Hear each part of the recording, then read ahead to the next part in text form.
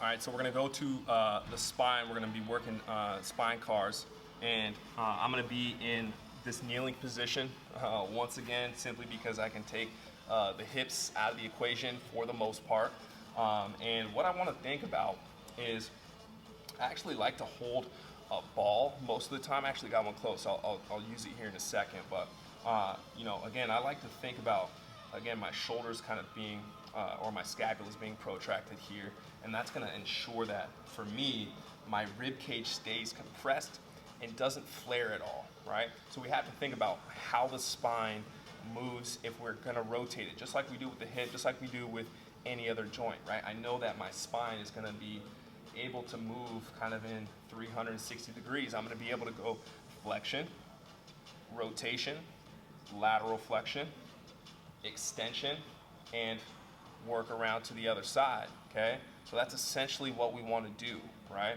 And just like every other exercise, we're gonna have our compensations, right? So if we're here, right, and my scaps are forward or protracted, nice and tall through the spine.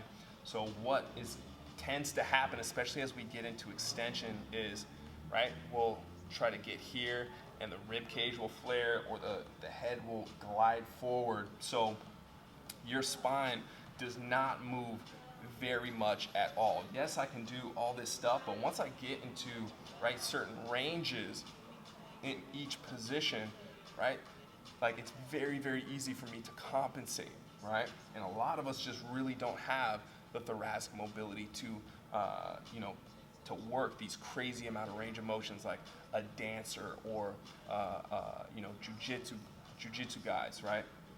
So what I, again, want to think about is I want to make sure that my trunk is not moving at all. I want to be moving from here to here. Like, this is, right, this is my T-spine, right? This is where I want to be moving from, okay? So I really got to think about keeping this nice and stable. So I'm going to round here, and I'm going to try to flex, right, at the T-spine, tuck my chin, and now I'm going to rotate to the left without compensating, right? So I've taken my hips out of the equation. This is as much rotation as I got to my left side. Then I'm going to laterally flex.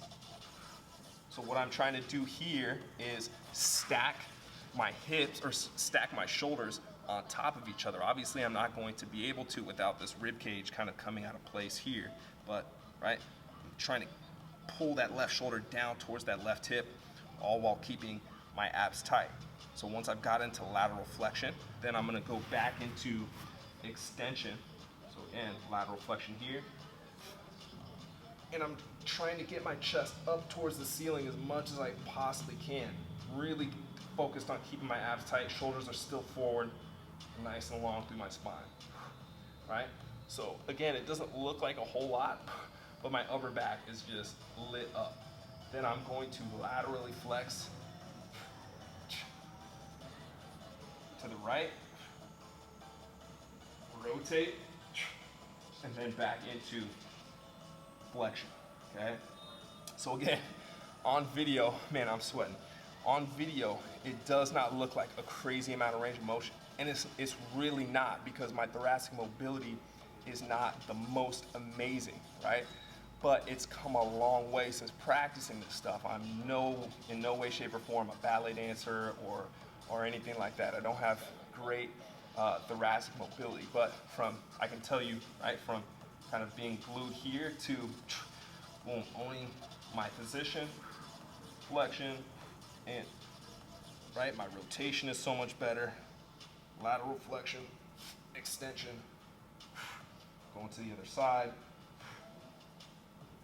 right? And trying to be as smooth as possible through those transitions, right, is going to allow us to, again, develop a little bit more control. So, you know, if you want to work on thoracic extension, rotation, there are pails and rail videos that, you know, that I'll be doing as well to improve that range of motion. That certainly helped me.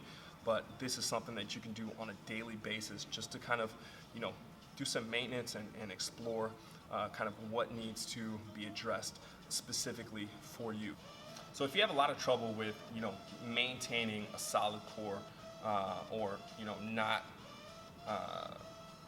not keeping a good position, right, and letting that rib cage flare, right? You can also use a medicine ball like this, and what I'm gonna do is I'm going to hold that ball here, and I'm gonna squeeze it, but I'm also gonna let my shoulders still stay forward, just like I talked about before, right? But this is going, as I squeeze here, when I create that tension, right, my core is gonna stay solid. So I'm squeezing, I gotta maintain that tension, so I'm gonna go into flexion as if I'm absorbing that ball. Again, rotating, laterally flexing, back into extension, really squeezing that ball, lateral flex to the right, rotate, back into flexion. And you'll notice that when you squeeze that ball, and if you're really not used to maintaining tension here, you're gonna fatigue out really quick. So, put the ball down after your first rep, right? Rest, shake it out, and then keep practicing that movement.